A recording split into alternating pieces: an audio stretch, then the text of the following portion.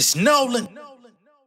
Now, before we get started, make sure y'all hitting that like button. Make sure y'all sharing it on your respective platforms. Let somebody know what we're doing today. Now, let's get into the show.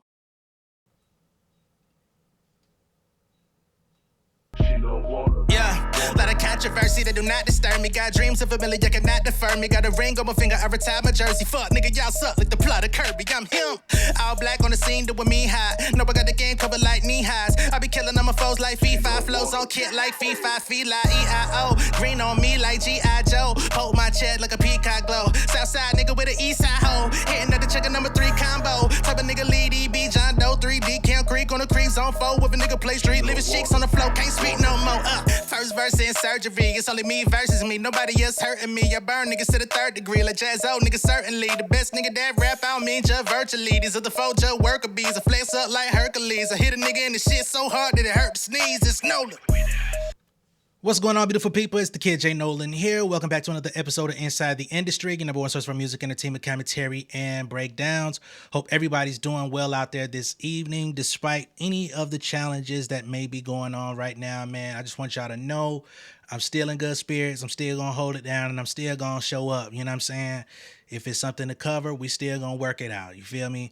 The shit do be getting on my goddamn nerves. Not to mention some of the people in the comments have been very interesting, pretty weird lately. You know, not all of y'all, just a few, but those few be loud as fuck, man. But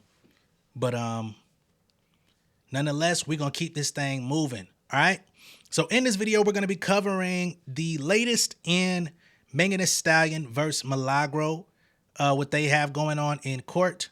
New paperwork has been filed today about the discovery because, of course, they're trying to get everything submitted so that all of the lawyers can take a look at what's going on and what Milagro's online activity has been in regards to Megan Thee Stallion over the last couple years. And we're also going to get into Cardi B. Now, this is an old situation here. If y'all can remember, Enough was released last year, and there was a $50 million lawsuit that was filed against Cardi B for the song Enough by a smaller group who claims that she infringed on their copyright, all right? So we're going to go over the latest on that as well, as information is now circulating online. So this is going to be a 2-for-1 situation. We're going to start with Megan, then we'll work our way to Cardi B. All right, cool. Let's get it. All right. So this is the paperwork. United States District Court, Southern District of Florida. Megan P., an individual, plaintiff versus Milagro Elizabeth Cooper. And if you don't remember, Megan Thee Stallion is suing Milagro for harassment, cyber stalking, the spread of a deep fake video, etc. Okay. So here they say notice of issues to be discussed at discovery hearing, all right? Come Monday, they will have a discovery hearing about all of this, but here they're filing just ahead. So please take notice that a hearing on discovery matters will be held before Magistrate Judge Lisette M. Reed on July 14th at 9:30 a.m. The discovery matters to be heard include defendant, as in Milagro, her failure to respond to plaintiff's 3rd set of requests for production served on April 26, 2025. Okay. So she has not been submitting the discovery materials that have been asked of her. They first asked, she was served on April 26th. We're now on June 11th, and she still has not complied. They've requested 3 times. Okay. And her response was due on May 27th. So now she's nearly 2 weeks late. Okay. Despite multiple good faith attempts to obtain compliance, defendant has not produced a single document, they say. Plaintiff requests an order compelling immediate production with all objections deemed waived. Defendant's materially deficient discovery responses and concerns regarding spoliation of electronically stored information from defendant's devices and social media platforms, which require either defendant's immediate provision of login credentials to the previously agreed upon third-party forensic vendor, FTI Consulting, for follow-up collection from Discord, iMessage, WhatsApp, and Instagram accounts. Damn. They need your login credentials. Shit. This is why you got to be careful with what you're doing with people. Not they don't just want screenshots. They got the screenshots. They want to log into your shit and really dig around. Fuck. They gonna go through your Discord, which was already requested. She was supposed to put that in. And, you know, people were saying that she was already attempting to delete the information that was in her Discord. So, yeah, they going through the motherfucking Discord on your ass. They want your iMessage. Woo! So they want to see fucking text messages. They want WhatsApp. And Instagram, I'm not surprised by. WhatsApp is even like a messaging thing, but damn, you got yourself in some deep shit to where they gotta invade your privacy, and it's already been signed off for, that you gotta submit this stuff. All right, what else we got in here?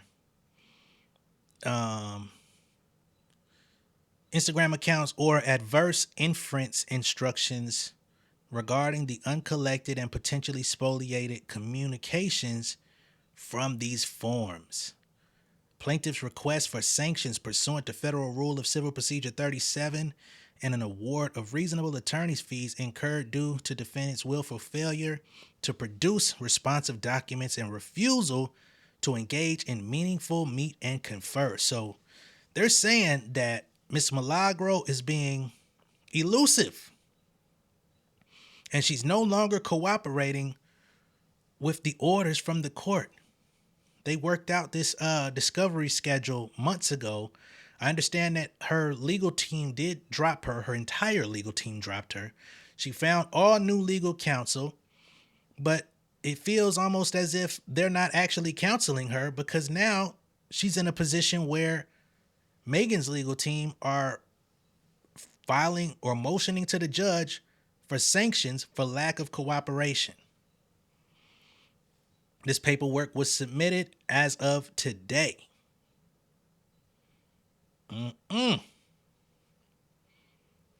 But Milagro, she be out here still talking. She be out here still on social media, still giving her takes on what's going on. How about you take your ass to the motherfucking to the legal office? Take your ass to the portal so you can upload your information. But hey, be my guest. Do what you gonna do. Now let's make our way over to Miss Cardi B here, okay? So we're on allhiphop.com. This is their exclusive. It says Cardi B fights back against greasy fried producers. Says their copyright lawsuit is bogus. Now, let's be clear. Greasy Fry is not an insult. That is actually the name of the group that is filing this lawsuit against Cardi B. It says Cardi B moved to dismiss a lawsuit in Texas, arguing the plaintiffs never registered a copyright for their song Greasy Fry Bread. Okay, so that's the name of their song, not the name of the group. Cardi B is pushing to shut down a copyright lawsuit in Texas over her track Enough, arguing the plaintiffs never registered their song and can't legally sue her in the state of Texas. The hip-hop star and her record labels Atlantic Recording and Warner Music Group filed a motion to dismiss the case brought by Texas-based artist Sten Jody and producer Carmichael, I don't know how you say that shit, in 956. Jody, real name Joshua Frosto, and Chemical. Y'all be having some names on y'all. And Chemical 956 released Greasy Fry Bread in 2021. The song was featured in the FX television series Reservation Dogs. The duo claims Cardi B's 2024 single lifted elements from their composition, specifically the melody and bass line, but not the lyrics. But according to Cardi B's legal team, the entire case is legally flawed from the start. Let me see if I can play a couple seconds of this without too much bush, because you know copyright game is going crazy lately, and I don't want no smoke with nobody.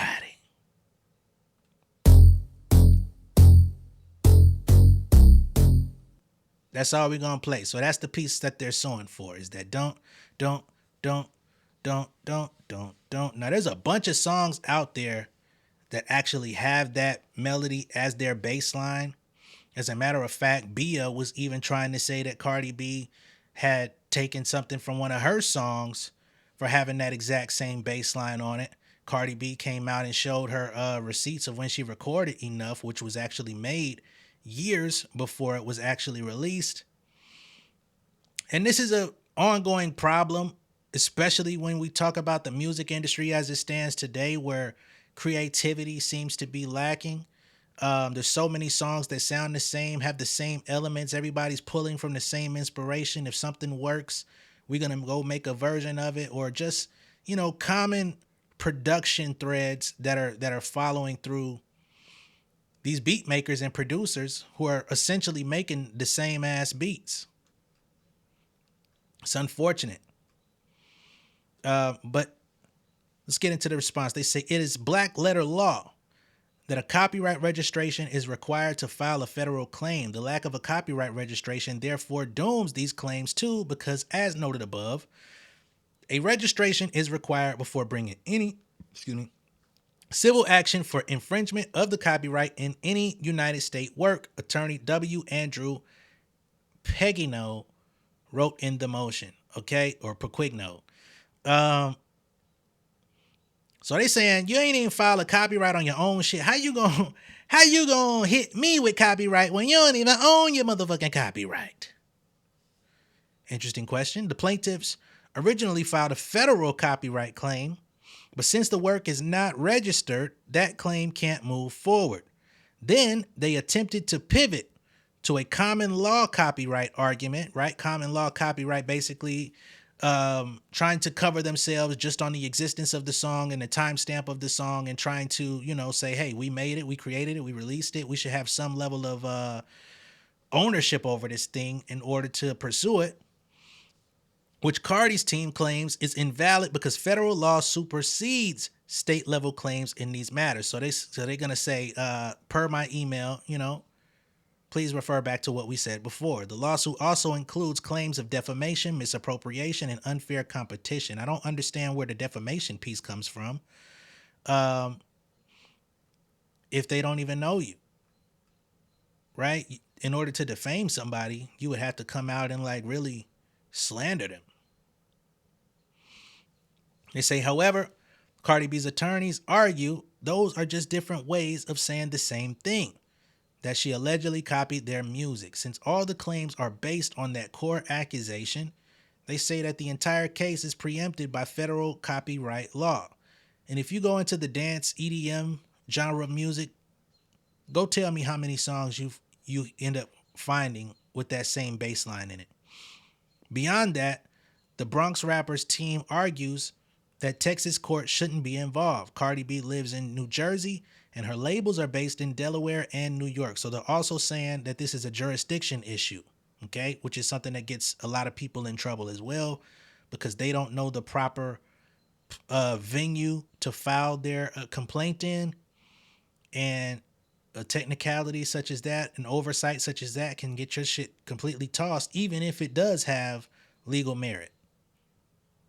Cardi B's legal team also criticized the producers for repeatedly changing their claims and failing to present a consistent argument, basically saying, hey, you guys came to the table with one complaint, and now y'all keep changing your complaint based on the fact that you haven't been successful. So now you're just trying to find any out for a $50 million lawsuit, okay? I highly doubt Enough even generated $50 million off of that single. So they won't. That's why they put all that defamation and all that shit in there, which I would love to see where she actually defamed them. Okay, so Cardi's legal team, they asked the court to dismiss the case entirely and prevent any further amendments. Okay, that's where we currently stand. I guess we shall see what comes of this moving forward as well. But man, it's unfortunate that two of the biggest ladies in this space keep finding themselves. I won't even say keep finding themselves, but they just have to defend themselves in all of these different these different legal matters rather than focusing solely on the music, which is what we all come here for. But, you know, more power to them. And I just want to go ahead and point out once more, it's been really quiet on the ladies in rap frontier in 2025, man. Outside of that, put some Lulu on this butt song. I forgot the name of that artist going viral on TikTok. Ladies been quiet this year. Lotto dropped some shit that didn't get no good response. It's been interesting. We're waiting on Doechii. You know, she's out moving about. She's touring and doing festival circuit right now, so she's not necessarily focused solely on releasing music. But I mean, it was such an active year last year for the ladies. I would hope that they are able to, you know, try to recreate some of that energy. We got the spring and summer, but shit, summer gonna be over in a little second. It's gonna be fall. Typically, the ladies like to be outside when the weather is warm, so they could have music ready for festivals and shit like that. It's interesting. But y'all, let me know what y'all think of all this down below in the comments.